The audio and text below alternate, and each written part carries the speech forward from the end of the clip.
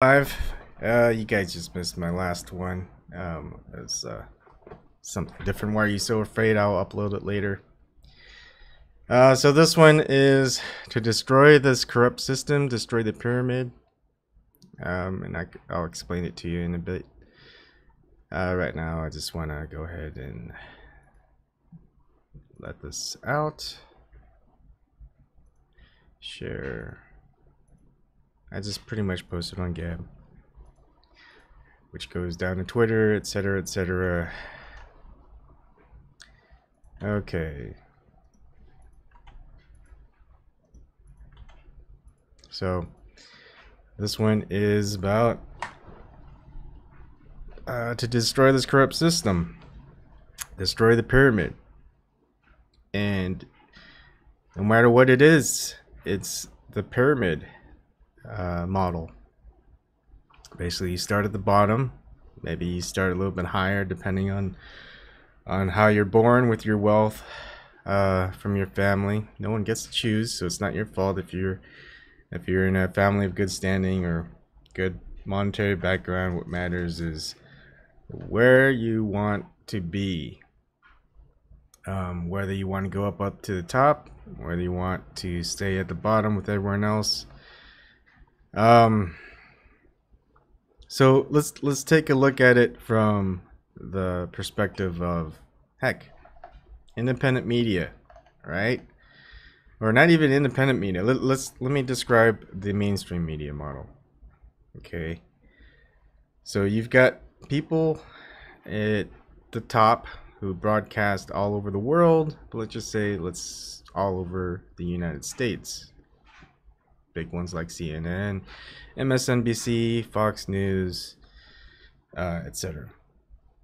So you're never going to go on there and talk to them. Just an average person like me or you.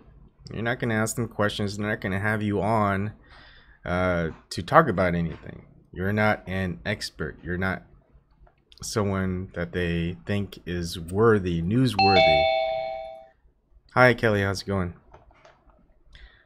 So what happens is you need a story to go out. You go to your local newspaper. You go to your local news agency.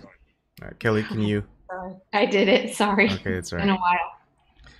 And then they'll typically pick up your story and go ahead and print it, or do a little bit of an interview with you, and you're on your local news.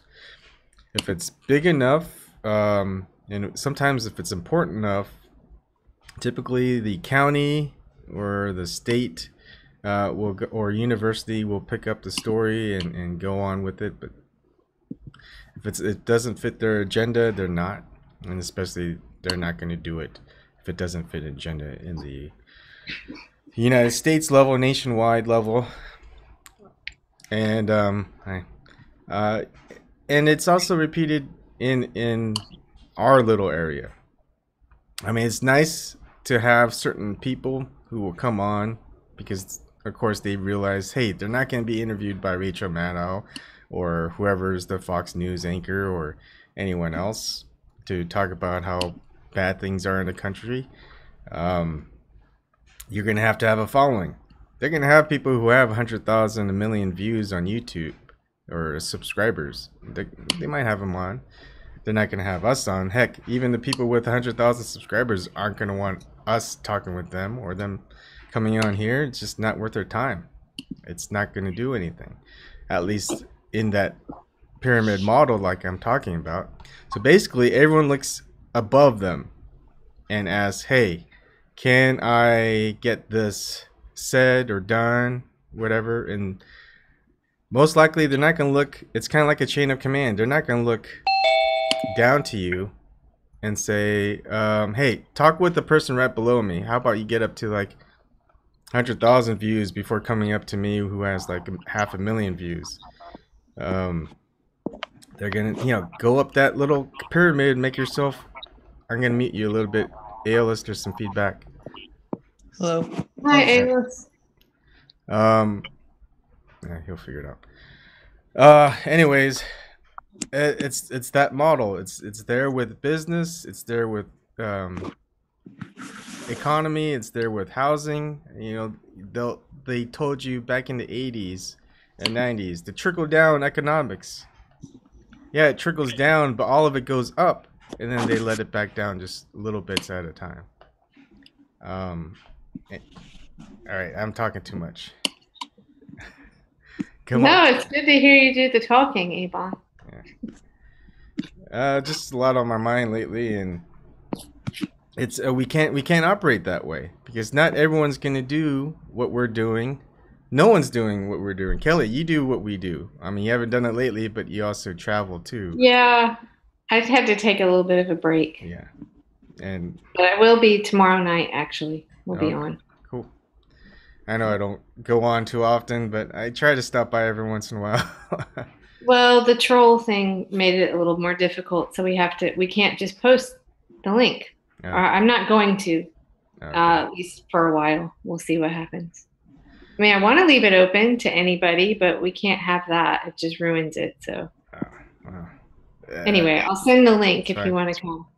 But it's funny. I wanted to bug you about a technical question, and Sure. then I saw what you were talking about, and I really wanted to share something that Randy Credico tweeted today about Rachel Maddow.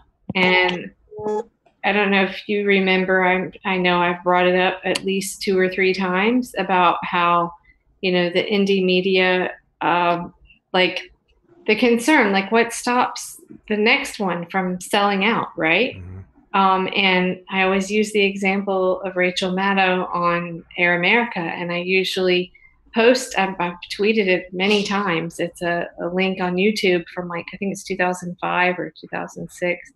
And she's on Air America, and she has like Chuck D and I don't know, a couple other people on. And it's like, wow, this is when she was cool and like, the real deal. And look, she sold out, right? Mm-hmm.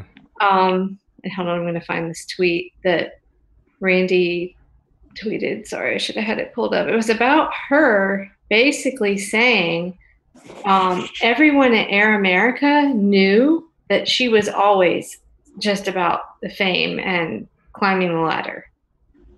So that was really interesting. I don't know how he was involved in that at that point, if it was something with the radio station that he does there or how he just made that comment, and I thought it was really interesting because it's like, on the one hand, oh, here it is. You want to share it on your screen? Hang on. Nope. He put 2. Sorry, that was the wrong one. Damn it. Okay. Where'd it go? I'll find it in a second. Oh, okay. Share the tweet. Well, I've got like a bazillion things of mess up on my screen. Sorry. That's all right. If you want to give it to me, I'll share it. Oh, okay. Well, it's on Randy Credico's Twitter feed from yesterday, the 14th. Okay. He just says, he's talking about something else, but he says, sorry, Rachel, but the world prefers peace games, not war games. Madfowl is chicken hawk war propagandist. She has no credibility. As everyone knew at Air America, it was all about the cash and fame for her. So, I responded to that and just said, I, again, with that same video from Air America, and said, wow, that's funny. Interesting. Thank you for filling me in, because I always use this as an example of like, look, it can happen. She was doing all this great stuff then, and she was this grassroots independent media person, and except apparently it was kind of evident early on. Hi, Shirley. How's it going? Oh, I'm just saying hi to Shirley. Oh, hi, Shirley. Hi, Kelly. Nice to see you. You guys haven't been on. No, we haven't. I went to Left Forum, and that was really cool and fun. And then I got back and had my niece's graduation, and you all know my sister died in November, so it's been a little bit emotional. Yeah. And I had to just just some other stuff going on. I had to kind of just, plus some meetings and stuff. We're going to start interviewing. There's another contract, CWAC, all these acronyms, but we're going to start interviewing them too, and they have some CFAR is kind of just progressive left, and CWAC has more independents and some libertarians and even a couple of Republicans, but I would say more on the reasonable side, like a guy who, you know, wants to make Election Day a national holiday, wants to fund schools.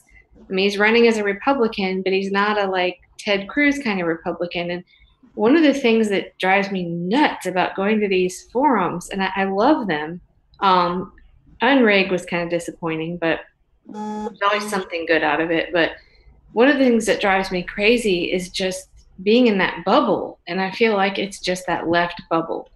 And so I really kind of want to branch out of that a little bit. As you guys know, I have lots of Republicans in my family, so I kind of speak Republican, or at least know what they say. And so I really want to reach out and like interview people that where it's a little bit of a stretch outside of the comfort zone of the, you know, that bad word, progressive left. So we're about to start doing that. So we had a couple meetings, and I just wasn't up for trying to hack together a live stream. So, but we are doing one tomorrow night. Oh, you are? Jamarl will be on. Or cool. Yeah, I'm not really sure. We may stream it to his channel, but he'll be on, and a couple other people. What time? We were saying 9, probably 9:30. We were going to do a little earlier or than normal, just because of some of the people that are coming on. But anyway, yeah, there's some sick people that come onto your show. I'm like, what? Well, you know, as far as that goes, it's one of two culprits. I'm quite certain. But anyway, it's fine. You know, tomorrow night, depending on how things go, we have particular people that are already going to come on. And then if it goes like for hours, then and it's not super crowded, then I'll send links if anybody wants to join, like just tweet at me or something. But we're not going to post it publicly, not for a while. But you're not? Okay.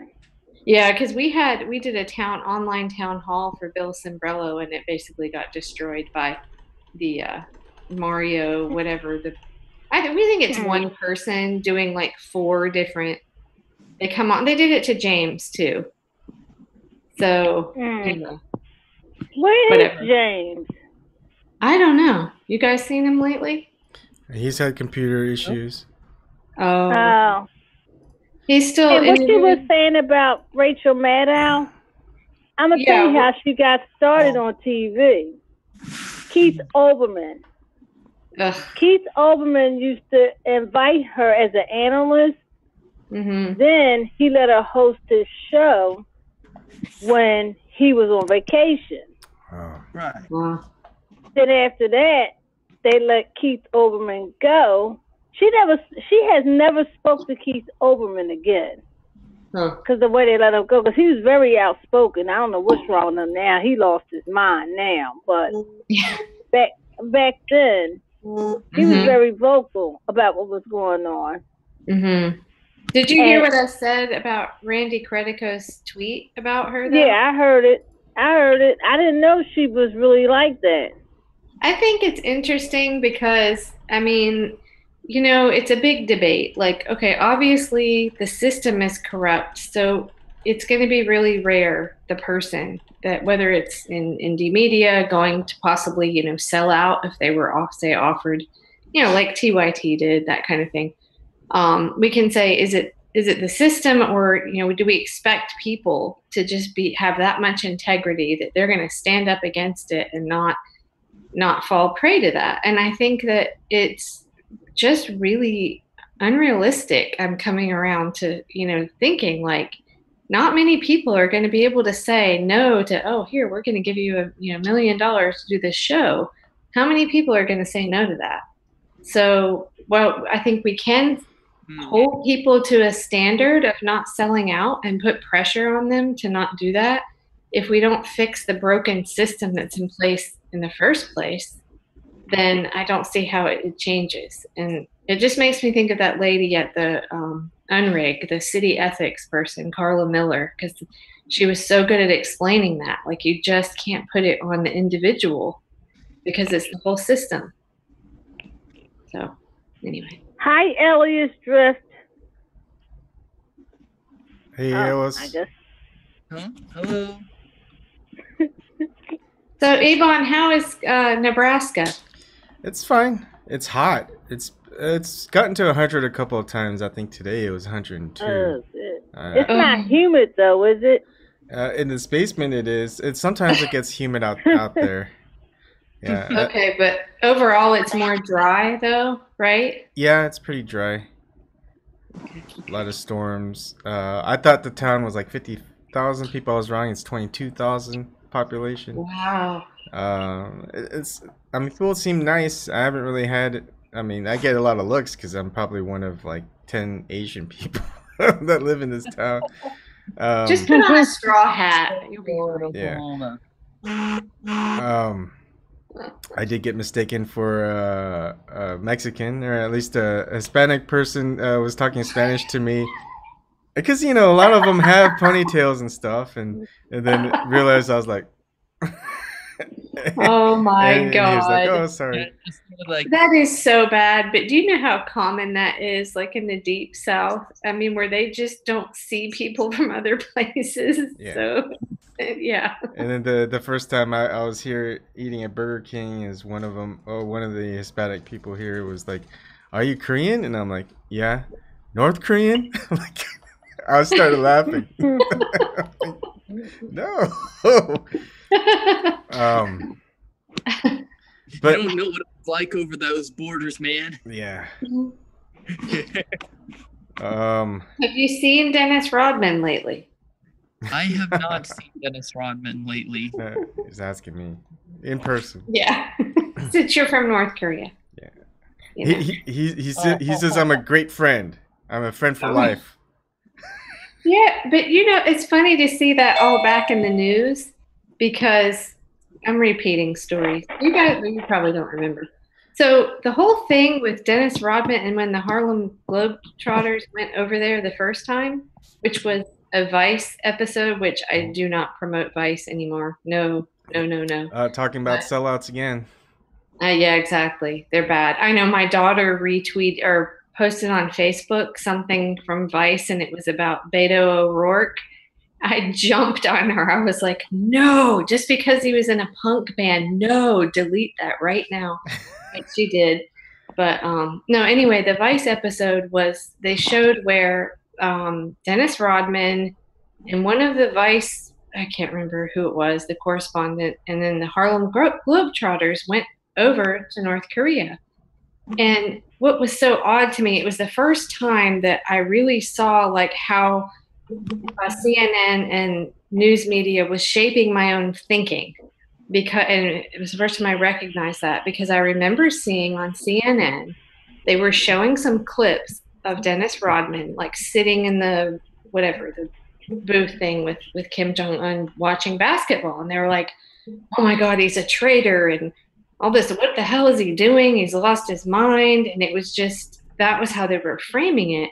And then I think it was like, you know, a year later that I saw that episode of Vice, and I was like, that's actually really cool. They got in there and got to, like, they filmed inside where they showed the fake grocery store and the fake fruit and all this bizarre stuff that goes on, and got this really inside view to North Korea and Kim Jong-un by through basketball. And it was like, that's not bad. That's pretty fucking cool. They did that. Why? But I realized then, like, wow, like, okay, CNN had me thinking this is this bad thing. And you see what I mean? So it was like one of my first, like, kind of eye openers on that. Yeah. Just framing. Though I should have known already. But so how, if it's, so this, the whole thing with the pyramid, how we go up through life in this system, I mean, you just keep climbing that corporate ladder or the media ladder or whatever ladder it is, because it's nice, it's easier to do, because you just, someone above you, work for someone above you, they pay you, and you eventually they leave, you take their place, and it keeps going. And who wants to step down from that spot? But then the higher you go, the more limited you realize that you can say or do things.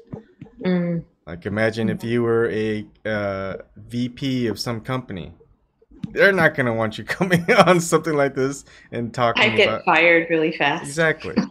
And it doesn't really have anything to do with anything. I mean, you're just Mhm. voicing your speech, freedom of speech, right? But we don't really have that, because the companies can fire you with whatever you do that they don't like.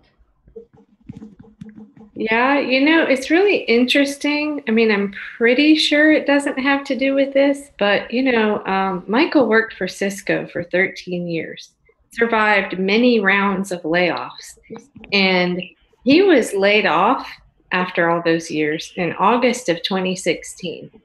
And I said, do you think they saw all those posts of the democracy coffin, and us at Philly DNC week?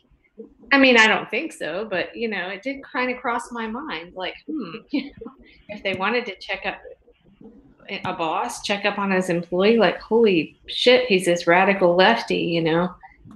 I mean, I don't know. There are stories of bosses saying, "Hey, if you vote for this, then you're not going to work here anymore." I mean, that's incredible that they actually say that. Oh, I have a friend who works in HR in DC, and she she's kind of ruthless. She goes on and she has someone apply for a job. She goes through their social media and looks at this stuff, because a lot of millennials, and she's like, if the girl was doing a handstand with a bong last weekend, I might reconsider. And this is the kind of stuff she really looks at it and sees, like, but it could be, it could be your political views or your personal choices that affect that. It's kind of, I don't know, you have to be selective of what you put out there, I guess. And the one thing that we need to make sure to do is, I think there's two things. One is give the safety net for the people who have retired from the current system, because if you change the system and they don't have anything to fall back on, they don't keep what they have, they're gonna be against you too. You got to keep people who have gone through the system in their entire life, and I mean, can live comfortably enough where they're not having to work again. That's where we need to keep it. But if they're like retired and super wealthy, there might be some things that has to be done, but naturally, someone who's got their pension, whatever, you got to keep those handy. The second thing is have an out for those, because the only way to get the collapse this pyramid are the ones at the top start to abuse their power and they become corrupt, and the only ones who know about it on the inside are the ones who are kind of right below them or in that circle.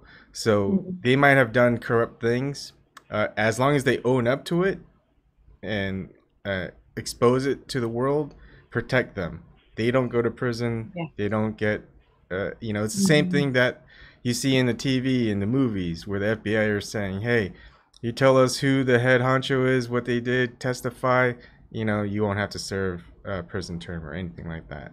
They have was it immunity type of thing. So it's the same concept. So there has to be some protection if there's ever going to be a movement to destroy the current corrupt system. Yeah, that's and it sucks because they could be doing some really bad stuff. Anybody remember one of the great videos that Jimmy Dore did with Bill Binney when they were he was first explaining about the FISA court and what actually happened, and he mentions this basically, like, why does no one else come forward and say anything? He's like, well, because they have something on everybody, basically. So that holds that all there in place. Yeah, but take down a whole government. Yeah, I agree. It would be good.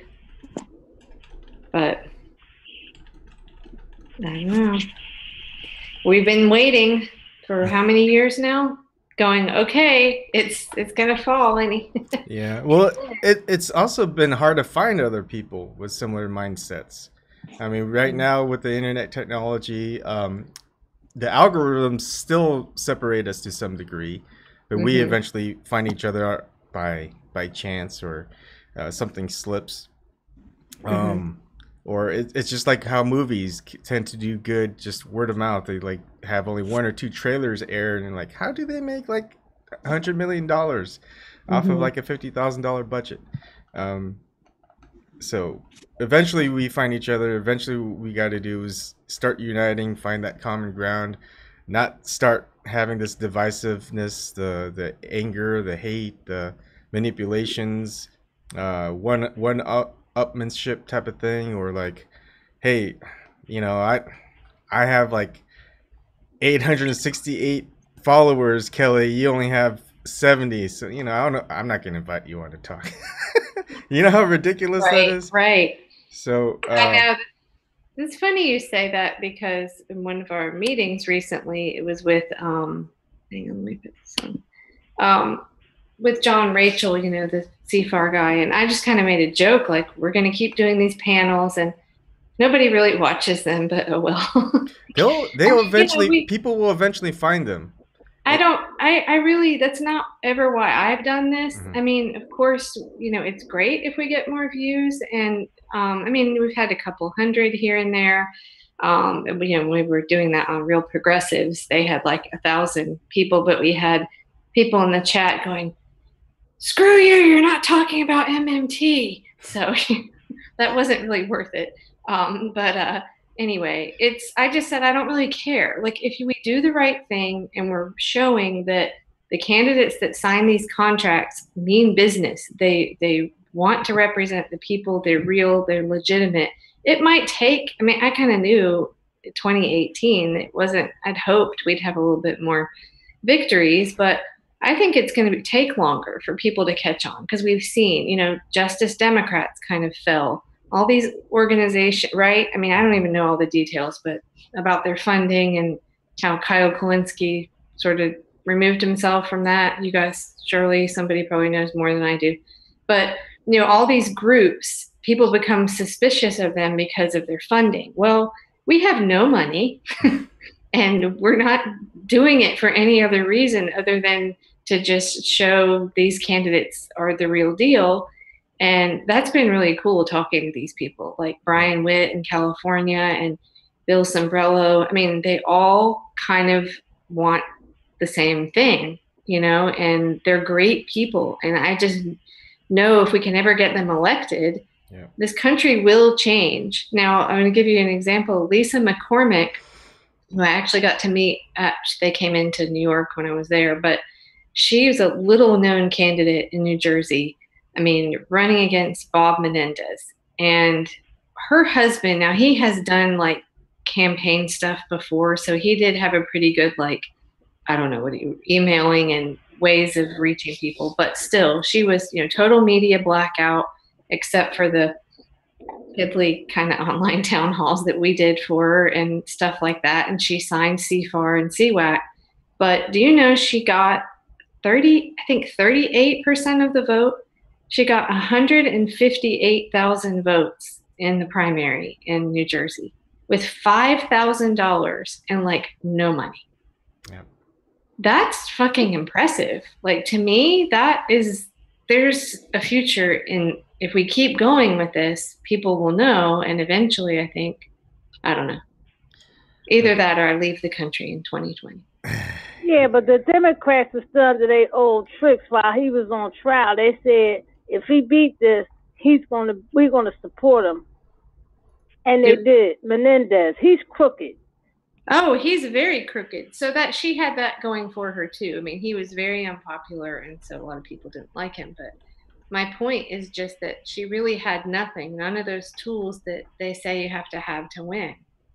And I think there are a lot of people, you know, John Brakey, the election integrity activist, says over and over and over and over again, what's the biggest block of the population, you know, of voters? The non-voters.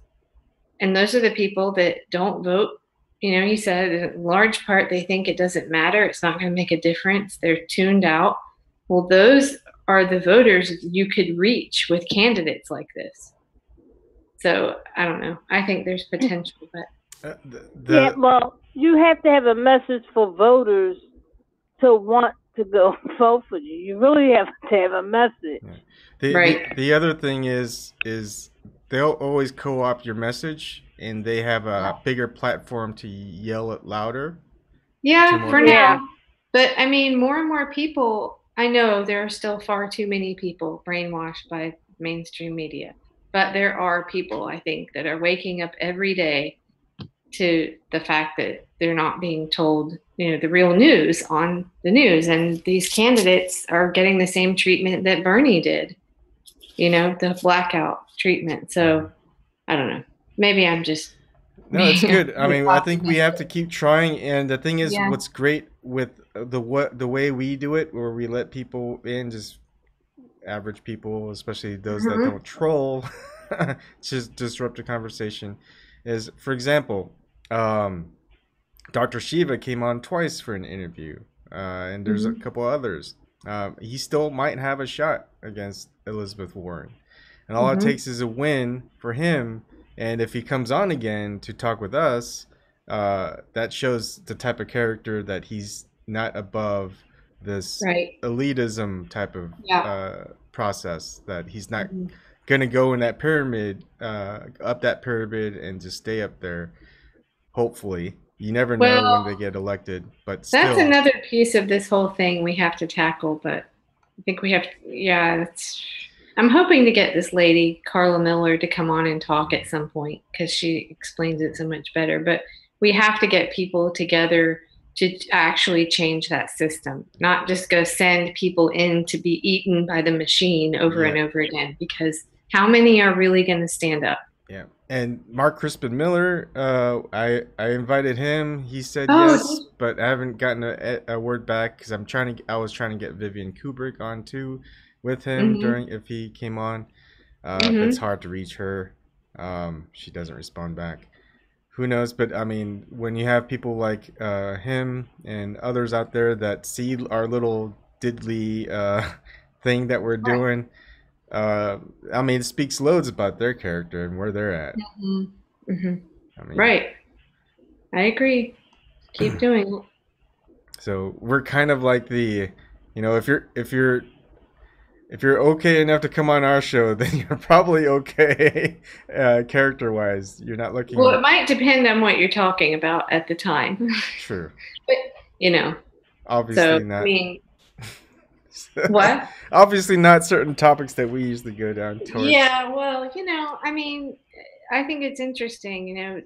I found an actual article going through DuckDuckGo today where Tim Canova had actually, and I don't want to talk about it too much because I think he got smeared for it. But, he at one point mentioned Seth Rich. And of course, he got smeared for doing that. There was some writer, where was he? Miami Times, maybe. There are several that smeared him. But this guy says, oh, somebody's watching too much House of Cards. And I'm like thinking to myself, yeah, that would be Hillary Clinton.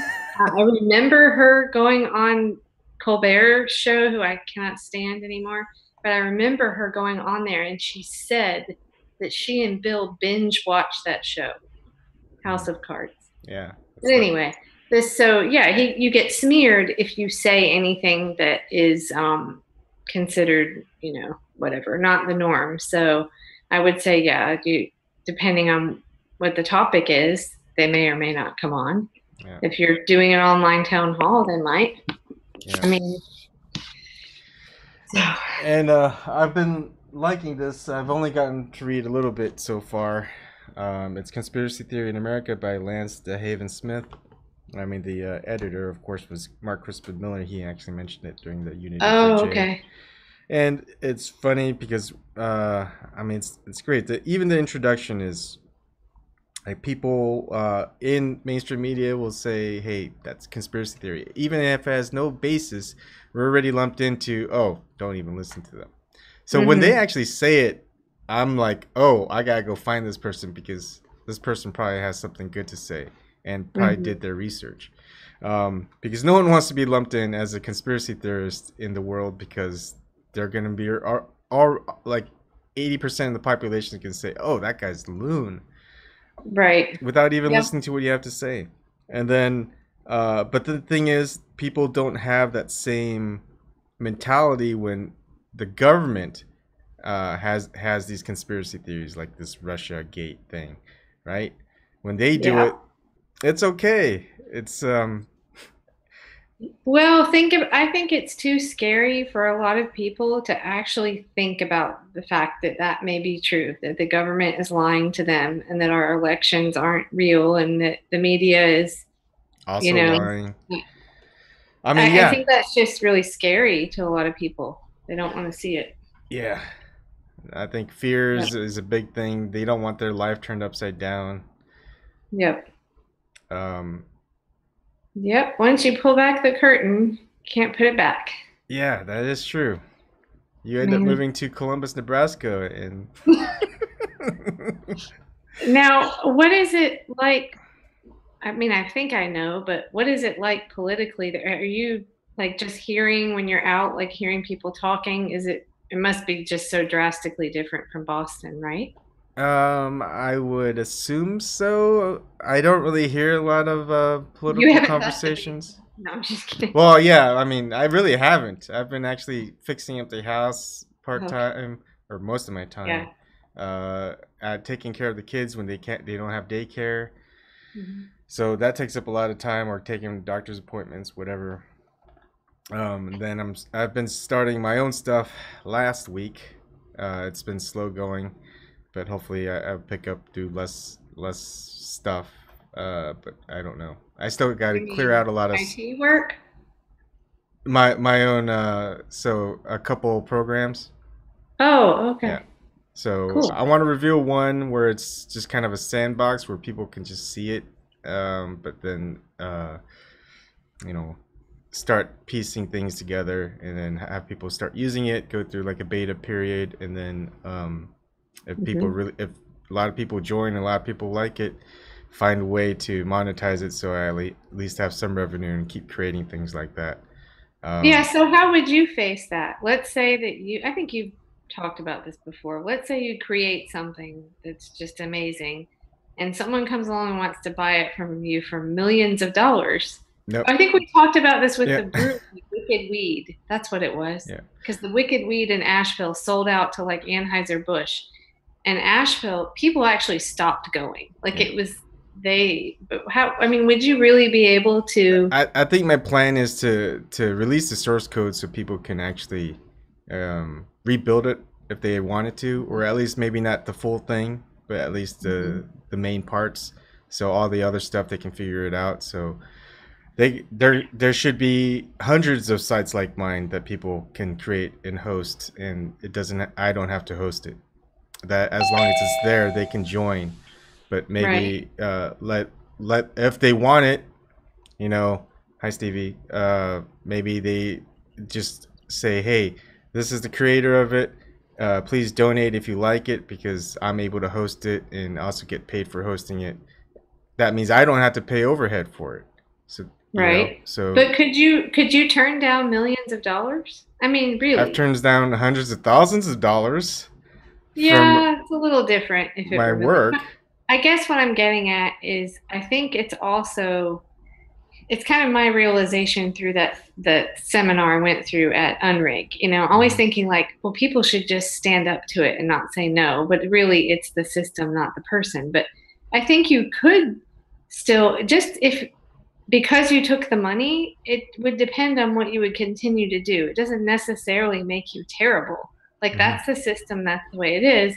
If you decided to do good things with it, then okay. I mean, and you could still work to change it for the better. So I guess what I'm saying is I think we kind of have a way of like demonizing everybody that sells out. And I think that until we actually change the system, I don't know, it's just a fine line. Yeah, well, it's like, it's if you get to the point where you're saying, it's what it is, it's just the way how the world works, then that's not going to change the world for any better. We're just accepting but it could. But I mean, it could if you had that platform and you had that voice and you had that power because you attained this and you use that to change things. Then why not? It all depends on what you do with it, I think. But I agree. The best thing is to not not sell out, of course. But I think you could do it in a way that would actually change things. Yeah, I don't know. But I feel like there's just not enough redundancy. We get to the assassinations again. You know, it's better to have 100 Yeah. different Kennedys, John F. Kennedys, Robert F. Kennedys, Martin Luther King Jr.'s, Malcolm X's, than just one leading the movement. And when they take it out, the movement stops. It's better to have that redundancy where you have multiple of them. They can't kill 100 of the MLKs all around the country. Right. I mean, that's a huge sign. But if they're all working independently and have a decent following, especially within the local communities and adjacent and stuff, and you could eventually work together with different bigger, hate to say cells, but yeah, because cells have been known to be like terrorist cells, but we're not terrorists. We're just, go ahead, Snort. Is the government monitoring system really small enough that 100 doesn't matter? I don't know.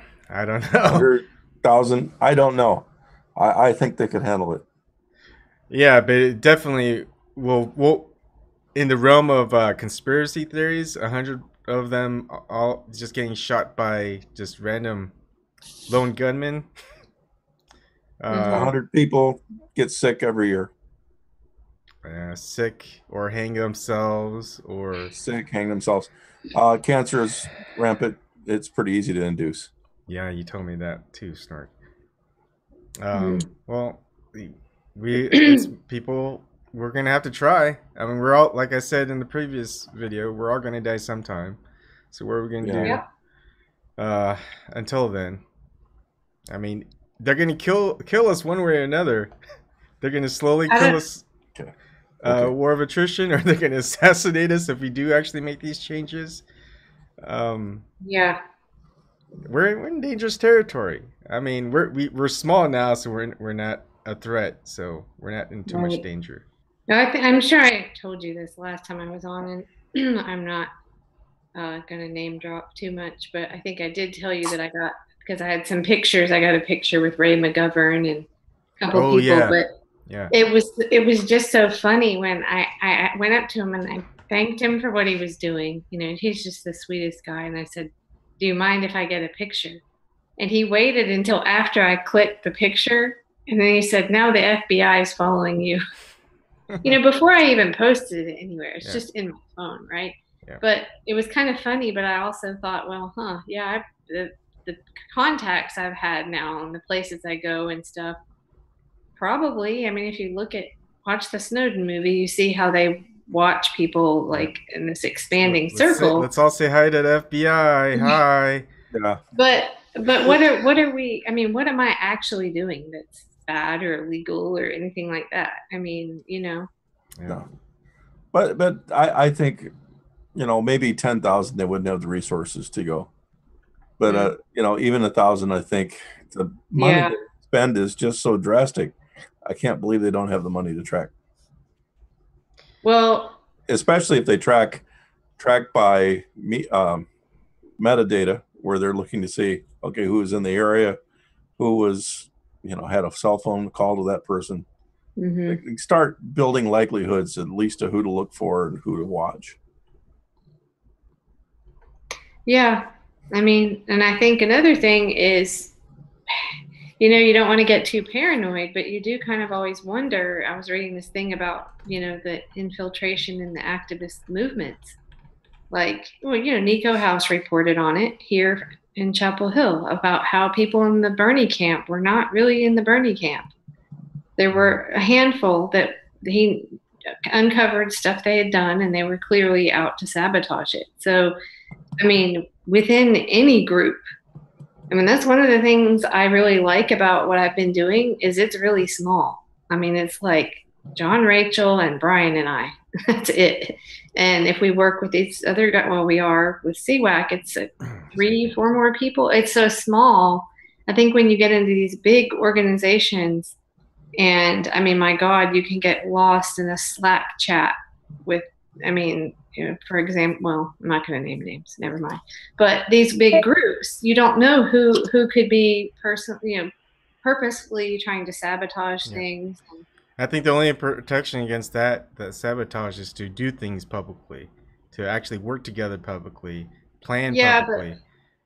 Yes, but you have to realize that part of the whole strategy is just to be destructive, just to suck up time with stuff. But then you just keep tabs on who's wasting the most time. Yeah, that's time wasting in itself. I'm just saying, it's keeping it small is a good way to do. Keeping an organization small. What's the saying about a committee? Way to ruin something. Have a big committee. But then you might end up getting to that pyramid type of structure where the power is too much into the few who started it, and if it gets bigger, then they have all the control. It's tough to let go of the control. But like for ours, we have, like I said, we have no money. We can be very transparent about that, and we're just supporting candidates. We're not trying.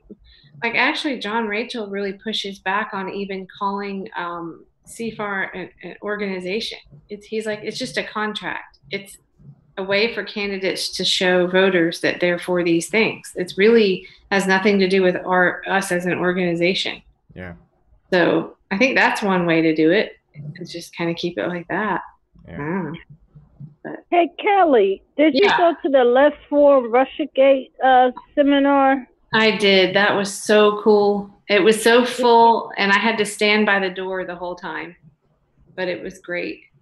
Yeah, Jamal said the same thing. Yeah, well, he was in there, and I didn't even see him. He was sitting on the floor. No, it was really good. And I guess I don't remember if I knew if Max Blumenthal was going to be there or not. But that was really cool because he's one of my favorite journalists. I go to like almost daily to read news, and so I got to talk to him for a minute, and it was really cool. It was a great discussion. So. But I didn't pay a whole lot of attention to other things at Left Forum. Just a couple that I usually when I go to these things, I have to pick and choose what I go to because I can't be there all day and all night. So I just focus in on a couple that I really want to see that have speakers that I most want to get a chance to see or possibly meet. So. And it was one seminar where I cannot pronounce this man's name. Armaju Baraka. He was about to speak, and people stood up, and some people stood up and left. Wait, are you talking about Ajamu Baraka that ran with Jill Stein? Mm-hmm. Yeah. Yeah, he was in several panels. I don't know about that specifically, but I actually got to speak with him and shake his hand and tell him I voted for him. So that was cool. Yeah, because a lot of people stood up with signs and stuff for Palestine. Oh. And then someone from the forum in the chat room said they don't agree with a lot of things he said about the Palestinians. Okay. Yeah, I don't know about that. They stood up. I'm not sure about that specifically. There were a lot of topics. There were a lot of different classrooms with, different forums. So it was nice though. I watched the whole thing. I think those like that one and People's Convergence are so much better than, to compare it to the People's Summit and Unrig in New Orleans, those just had that big corporate DNC feel to them. Yes. The Left Forum and the People's Convergence, that was just really the grassroots, like the left, some of it, the very radical left. But those are so much better. They're obviously not packaged crap. They're just the real deal. So. I don't know what's next. I almost missed that one. I didn't even know it was happening till a week before. Yeah, it happened. Oh, the Left Forum? Yeah, I didn't see it. I never heard about him until Jamal mentioned on his show he was going. And I looked them up. I was like, dang, they was only there around several years. Mm-hmm. And I never heard of them. No, I hadn't either. And they based from New York, right? I don't know. I think so, but I think they are, because the guy that introduced the one guy, he's on the board and the head of it, and he's from New York. So I think it's from New York. I heard they were doing one on the West Coast, but I can't even remember where I heard that now or when it might be, but that's possible. It's on their website. I know it's had different dates for other places. Mm-hmm. So what's going on MSNBC, Shirley? Is your husband still watching that? Oh my God. I got to tell you, I told my husband, turn to MSNBC. I said, Trump is about to meet Kim Jong-un. Mm-hmm. They got it on. Brian Williams and Rachel Maddow. Oh my God. Sound like Brian Williams about to have a damn orgasm. Oh. He talking about, they shaking hands. They trying to see who is the strongest shaking hands. I really wonder what they are saying. I'm like, my husband said, I can't believe they said this. I said, why do you still watch it? It's just so, it's so bad. Well, I think I'm feeling the need. And what's crazy, 6 months ago, they were saying Trump want to take us into World War III with North Korea. He calling him Rocket Man, and he telling Donald Trump he got little hands, and they met and shook hands. He made history. They don't even want to give him that prop. Well, I hate to have to defend him. I don't like him. I didn't vote for him. I voted for Jill Stein and Bernie Sanders. But you have to defend the man.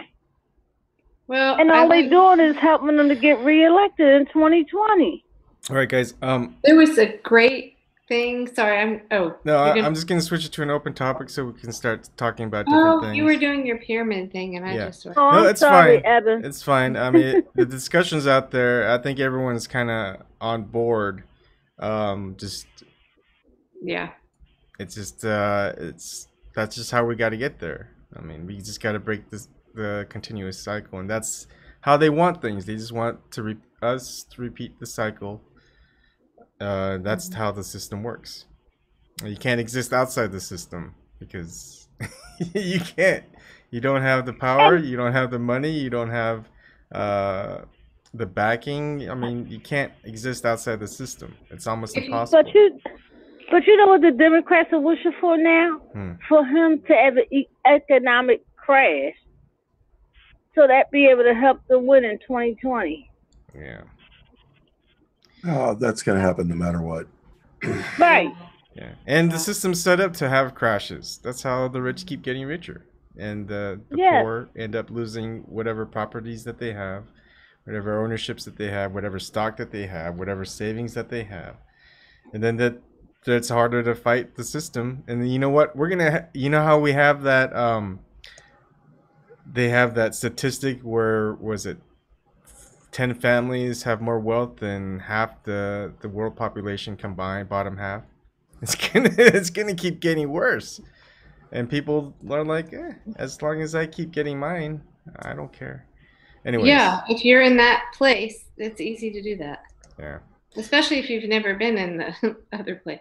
Hey, can I ask you a really quick, or do you want to switch over? I just want to ask you a really quick question about DLive, but do you want to switch first? Yeah, I'll switch. So people who are on live chat or DLive, I'm going to stop the stream, but it'll be back up in a few minutes.